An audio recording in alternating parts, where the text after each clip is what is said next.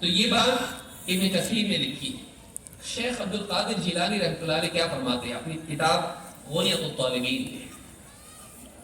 شیخ عبد القادر جیلانی رحمۃ اللہ علیہ فرماتے ہیں وَاعْلَمْ أَنَّ لِأَهْلِ الْبِدْعِ عَلَامَاتٌ يُعْرَفُونَ بِهَا، اچھی طرح جان لو کہ بدعتیوں کی کچھ نشانیاں ہوتی جن سے ان کو پہچانا جا سکتا ہے۔ اور کہتے ہیں وَعَلَامَةُ أَهْلِ الْبِدْعَةِ الْوَقِيعَةُ فِي أَهْلِ الْأَثَرِ، بدعتیوں کی ایک علامت یہ ہے کہ وہ اہل اثر، نبی صلی اللہ علیہ وسلم اور صحابہ کے جو آثار ہیں، روایتیں ہیں، ان کی پیروی کرنے والے اہل الاثر ان کو برا کہتے ہیں، ان کی شان میں گستاخیاں کرتے ہیں۔ اور آگے جا کے کہتے ہیں وَكُلُّ ذَلِكَ، اور پتہ کیا کیا لقب دیتے ہیں، وَكُلُّ ذَلِكَ عَصَبِيَّةٌ وَغِيَابٌ لِأَهْلِ السُّنَّةِ، اور بدعتیوں کا ایسا کرنا یہ سب کا سب اہل سنت کے معاملے میں تعصب اور دل کی بھڑاس کا نتیجہ ہے۔ کیوں بولتے ہیں اہل حدیث کو برا؟ ان کے اندر تعصب ہے اور دل کی بھڑاس، غصہ نکالنا چاہتے ہیں، اس لیے اہل حدیث کو برا برا بولتے ہیں۔ آپ نے دیکھا ہوگا اہل حدیث کو بات ہوتے ہیں اہل خبیث، اہل حدیث نہیں بولے گا، اہل خبیث بولے گا۔ وہاں بڑے اس طرح کے الفاظ بولتے ہیں راجستھان وغیرہ میں، آپ دیکھیں ایسا برا برا نام بنا کے بولیں گے، ان کا نام نہیں لیں گے، ان کو غلط نام سے پکاریں گے۔ کہتے ہیں یہ سب کا سب جو ہے اہل سنت کے معاملے میں تعصب اور غصہ اور جلن اور بھڑاس کا نتیجہ ہے۔ وَلَا اسْمَ لَهُمْ إِلَّا اسْمٌ وَاحِدٌ، اور اہل سنت کا، کہتے ہیں کہ اہل سنت کا کوئی نام نہیں، ایک ہی نام، اس نام کے سوا ان کا کوئی نام نہیں، وَهُوَ أَصْحَابُ الْحَدِيثِ، اور اہل سنت کا نام کیا ہے؟ اصحاب الحدیث، اہل الحدیث۔ غنیۃ الطالبین میں جلد نمبر 1 صفحہ نمبر 166 پڑھی، عربی والی نہیں، بنو کوئی جگہ کون سی کتاب ملا نہیں پورا، یہ عربی والی نہیں، کیونکہ ان کی کتاب عربی میں، اردو میں نہیں ہے، فارسی میں بھی نہیں ہے، ان کی کتاب عربی میں۔ تو اس کتاب میں ایسا لکھا ہوا ہے کہ اہل سنت کا ایک ہی نام ہے، وہ ہے اصحاب الحدیث۔ غور کریں اس پر کہ انہوں نے بھی اہل حدیث کو اہل حق میں شمار کیا ہے، اہل بدعت کے بالمقابل اہل سنت کہا ہے۔ امام الترمذی رحمۃ اللہ علیہ ایک حدیث میں، جس میں اللہ کے نبی صلی اللہ علیہ وسلم فرماتے ہیں کہ ایک جماعت حق پر باقی رہے گی، کہتے ہیں امام ترمذی کہتے ہیں، اب ترمذی تو امام ابن کثیر سے بھی پرانی، شیخ عبد القادر جیلانی رحمۃ اللہ علیہ سے بھی پرانی، 1200 سال پرانی تقریباً، کم و بیش 1000 سال سے زیادہ پرانی کتاب ہے سنن ترمذی، اور شاید ہی کوئی مدرسہ ہوگا جس میں نہ پڑھائی جاتی ہے۔ اس میں 6 کتابیں جو پڑھی جاتی ہیں حدیث کی، مدرسوں میں پڑھائی جاتی ہے، ان میں ترمذی بھی۔ اس کتاب میں امام ترمذی کہتے ہیں سمعت محمد ابن اسماعیل، میں نے محمد ابن اسماعیل، کون یہ؟ امام البخاری۔ میں نے، امام بخاری کون ہے؟ امام ترمذی کے استاد۔ میں نے امام البخاری سے سنا، اور وہ خود کہتے تھے سمعت علی ابن المدینی، میں نے اپنے استاد علی ابن مدینی کو یہ کہتے سنا، وذکر هذا الحدیث، اور انہوں نے ایک حدیث بیان کی اللہ کے نبی صلی اللہ علیہ وسلم سے، عن النبی صلی اللہ علیہ وسلم، لا تزال طائفة من امتی ظاہرین علی الحق، میری امت میں ایک گروہ ہمیشہ حق پر قائم رہے گا، میری امت میں ایک گروہ ہمیشہ رہے گا جو حق پر رہے گا۔ کون ہے؟ فقال علی، علی ابن مدینی کہتے ہیں امام ترمذی کے استاد کے استاد، امام ترمذی کے استاد امام بخاری، امام بخاری کے استاد علی ابن مدینی۔ تو امام بخاری بتا رہے میرے استاد نے بتایا مجھ کو، اور امام ترمذی بتا رہے میرے استاد نے مجھ کو بتایا۔ کون ہے؟ فقال علی ہم اہل الحدیث، وہ ایک جماعت جو ہمیشہ حق پر قائم رہے گی، وہ کون ہے؟ ہم اہل الحدیث۔ لیکن یہاں پہ اصحاب کا معاملہ نہیں رہا، یہاں تو صاحب لفظ آ رہا ہے اہل حدیث۔ امام البخاری کہتے ہیں اپنے استاد سے نقل کرتے تھے، کیا یہ مدرسوں میں پڑھائی نہیں جاتی؟ کیوں بتاتے ہیں وہ لوگ جو کہتے ہیں کہ اہل حدیث گمراہ ہے، وکٹوریا کے زمانے کی پیداوار ہے، انگریزوں کی پیداوار ہے؟ کیوں؟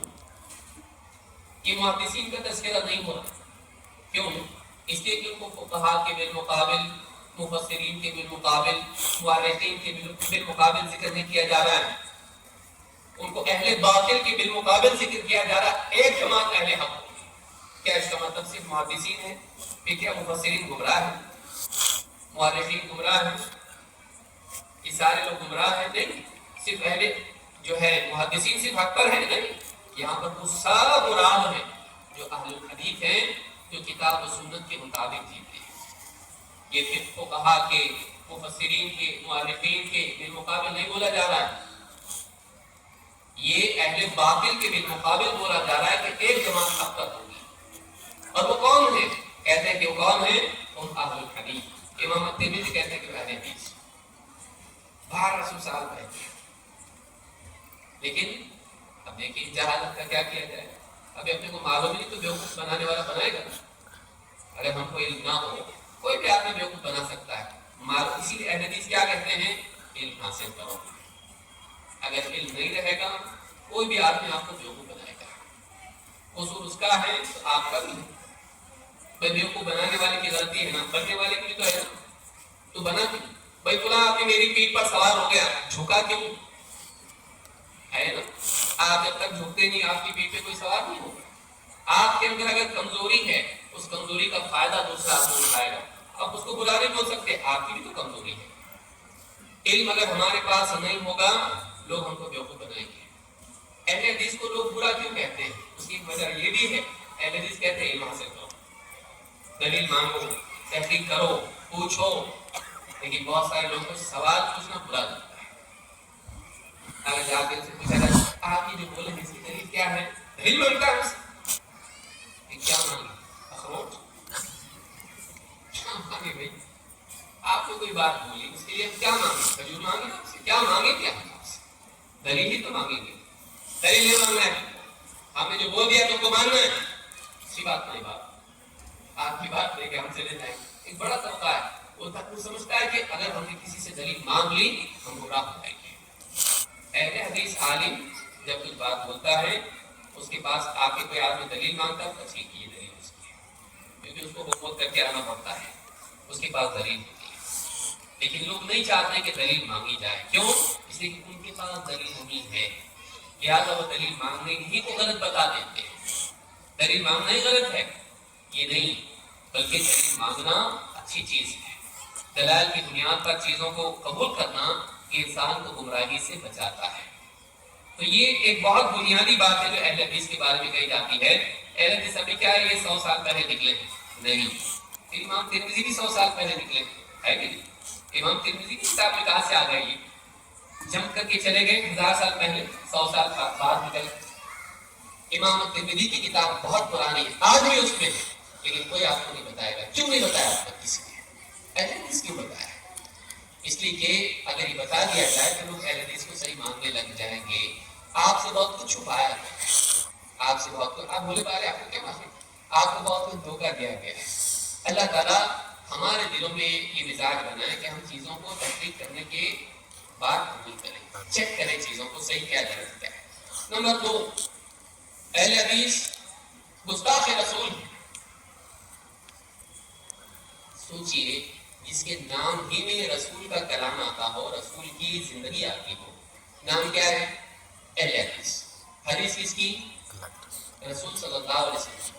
جن کے نام ہی میں رسول کا پیغام، وہ اپنا تعارف کسی آدمی کے نام پر نہیں کرتے، وہ پیارے رسول صلی اللہ علیہ وسلم کی حدیثوں کی بنیاد پر اپنے آپ کو آئیڈینٹیفائی کرتے ہیں، اور رسول کو نہیں ماننے والے ہوں گے، اور رسول کا انکار کرنے والے ہوں گے، رسول کی شان میں گستاخی کرنے والے ہوں گے۔ بولنے والے کیا بولتے ہیں؟ پھر تم لوگ رسول کو عالم الغیب نہیں مانتے، تم رسول کو حاضر ناظر نہیں مانتے، تم لوگ رسول کو مختار کل نہیں مانتے، تم رسول کو مختار کل نہیں مانتے کہ رسول جو چاہے دے سکتے، ہر جگہ حاضر ناظر ہے، سب کچھ جاننے والے، اور رسول کی شان میں ایسی باتیں نہیں کرتے جو رسول کو بڑھاتی ہوں۔ ہمیشہ تم لوگ کیا کرتے ہو؟ ایسی بات بولتے ہو جس سے رسول کی شان گھٹتی۔ دیکھیے عیسیٰ علیہ السلام کے بارے میں بھی کوئی ہم کو ایسی بول سکتا ہے؟ تم لوگ عیسیٰ علیہ السلام کی شان بتا کے بولتے ہو، بڑا کے نہیں بولتے ہو۔ جب بھی ہم بولتے ہو خدا کا بیٹا ہے تو بولتے نہیں، بیٹا نہیں ہے، رسول ہے، بندہ ہے۔ تو کیا ان کی بات صحیح ہے؟ اور عیسیٰ علیہ السلام کے بارے میں بڑھا چڑھا کے ایسا بولتے ہیں کہ عیسائی کیا کہتے ہیں؟ عیسیٰ علیہ السلام اللہ کے بیٹے ہیں۔ اب مسلمان یہ کہتا ہے بھائی بیٹے نہیں ہیں، وہ اللہ کے بندے اور اس کے رسول ہیں۔ دیکھو عیسیٰ علیہ السلام کی شان میں گستاخی کر کے مانیں گے اس کو؟ ہم یہ کہیں گے نہیں، تم لوگوں نے ان کی شان بڑھا دی، اللہ کا کوئی بیٹا نہیں ہے، لم یلد ولم یولد، اللہ رب العالمین کے سب بندے ہیں، اور عیسیٰ علیہ السلام اللہ کے بندے اور اس کے رسول ہیں، یہ شان گھٹانا نہیں ہے۔ یہ وہی ماننا ہے جو اللہ نے بتایا، جو عیسیٰ علیہ السلام نے بتایا۔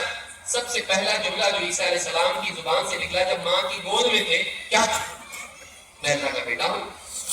قرآن میں اللہ تعالیٰ نے سورہ مریم میں بتایا عیسیٰ علیہ السلام نے پہلی بار جو کہی اپنی ماں کی گود میں کہا قال انی عبد اللہ آتانی الکتاب وجعلنی نبیا، انی عبد اللہ، میں اللہ کا بندہ ہوں، اللہ نے مجھ کو کتاب دی ہے اور مجھے نبی بنایا۔ ہم کیا نیا بول رہے ہیں؟ جو اللہ نے بتایا، جو رسول صلی اللہ علیہ وسلم نے بتایا، ہم اس کو مانتے ہیں۔ اپنے دل سے رسول کی شان میں بڑی بڑی باتیں نہیں بولتے ہیں، کیونکہ ہم اپنے دل سے بولیں گے بڑی بلنڈر مسٹیک کر سکتے ہیں۔ اور کیا لوگوں نے شعر شاعری والے کتنے گڑبڑ سکتے ہیں؟ بڑھایا تو اتنا بڑھا دی، گھٹایا تو اتنا گھٹا دی۔ کیا شعر لکھا کسی نے؟ وہی جو عرش پہ تھا مستوی خدا ہو کر اتر پڑا ہے مدینے میں مصطفیٰ ہو کر، وہی جو عرش پہ تھا مستوی خدا ہو کر اتر پڑا ہے مدینے میں مصطفیٰ ہو کر۔ کی شان بڑھانا ہے یا اللہ کی شان گھٹانا ہے؟ بعض اوقات انسان اللہ کے نیک بندوں کی شان، نبیوں کی شان ایسی بڑھاتا ہے کہ ان کو اللہ کے برابر کر دیتا ہے یا اللہ کو گھٹا دیتا ہے۔ اہل حدیث بولتے ایسی تعریف کرنے کا نہیں، ایسی تعریف نہیں کرنا۔ کیوں نہیں کرنا ایسا؟ ہمارے نبی نے ہم کو منع کیا ہے، ہمارے نبی نے ہم کو منع کیا ہے۔ نبی صلی اللہ علیہ وسلم فرماتے ہیں لا تطرونی کما اطرت النصارى ابن مریم فانما انا عبد فقولوا عبد اللہ ورسولہ۔ کہاں یہ حدیث؟ بہت دور کی کتاب میں ہے، صحیح بخاری میں ہے، جس کو دستار بندی اس کے بغیر ہوتی نہیں۔ کوئی عالم بنتا نہیں جب تک کہ بخاری نہ پڑھے۔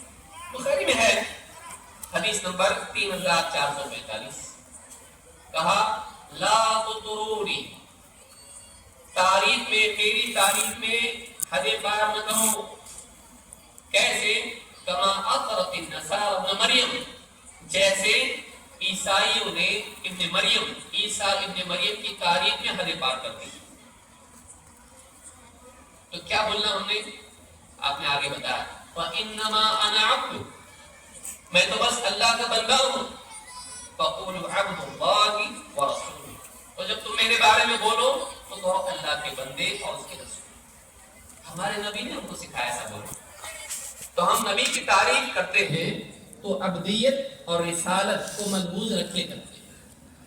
ہم نبی کی تعریف کرتے ہیں، رسالت سے گھٹاتے نہیں اور بندگی سے بڑھا کے ربوبیت اور الوہیت میں داخل نہیں کرتے۔ یہ دو پیمانے ہیں کہ رسول اور بندے اور رسول۔ اور عجیب بات یہ کہ پہلے ہم بندہ مانتے اس کے بعد رسول۔ اتحیات میں کیا پڑھتے؟ واشہد ان محمدن، کبھی سوچا اس کے اوپر؟ عبدہ و رسولہ، پہلے عبدیت کا اقرار ہے اور اس کے بعد میں رسالت کا اقرار ہے۔ بندہ مان کے پھر رسول مانتا ہے۔ کیوں؟ اس لیے کہ آپ سے پہلے جو رسول تھے عیسیٰ علیہ السلام، لوگوں نے اتنا بڑھا دیا کہ بندگی سے اونچا کر کے رب بنا دیا، معبود بنا دیا۔ اس برائی سے بچانے کے علم غیب، اللہ تعالیٰ نے فرمایا قُلْ لَا يَعْلَمُ مَنْ فِي السَّمَاوَاتِ وَالْأَرْضِ الْغَيْبَ إِلَّا اللَّهُ، اے نبی کہو آسمانوں میں زمین میں جو بھی ہیں ان میں سے کوئی بھی غیب کا علم نہیں رکھتا ہے۔ اگر علم غیب کا ہے تو صرف اللہ کو ہے۔ آسمان و زمین میں چاہے فرشتے ہوں، زمین میں کوئی مخلوق ہو، آسمان و زمین میں جتنی بھی مخلوقات ہیں کسی کو غیب نہیں معلوم، کسی کو غیب نہیں معلوم۔ اگر ہے تو صرف اللہ کو معلوم ہے۔ قرآن کی صاف آیت ہے۔ ایسے کتنے مسائل ہیں جن کے بارے میں قرآن میں صاف آیت اللہ کے نبی صلی اللہ علیہ وسلم اپنے چچا زاد بھائی عبداللہ بن عباس سے کہہ رہے ہیں اذا سألت فاسأل اللہ واذا استعنت فاستعن باللہ، جب تم مانگے تو اللہ سے مانگ، اور جب مدد طلب کرے تو اللہ سے مدد طلب کرے۔ بچے کو سکھایا جا رہا ہے کہ اللہ سے مانگا جاتا ہے، اللہ سے مدد طلب کی جاتی ہے۔ فاتحہ دینے والا بھی کہتا ہے ایاک نعبد و ایاک نستعین، اللہ ہم تیری عبادت کرتے ہیں، تجھی سے مدد چاہتے ہیں۔ پھر اور وہ آدمی ہوتا ہے کہ دوسروں سے بھی مدد دینا چاہیے، یا رسول مشکل کشا، یا علی مشکل کشا، یا رسول المدد، آدمی کیا نہیں بولتا، یا رسول اللہ بول کے مانگتا ہے۔ لیکن حدیث کیا بتا رہی، ہمارے نبی کیا بتا رہے ہیں، جب تم مانگے اللہ سے مانگ، مدد طلب کرے اللہ سے مدد طلب کرے۔ ہم کیوں نہیں مانگتے ان باتوں، لیکن چونکہ ہمارے پاس علم نہیں ہے، ہم کو جو چیز بنا کے بتائی جاتی ہے کہ یہ رسول کی شان میں گستاخی ہے، ماننے لگ جاتے ہیں۔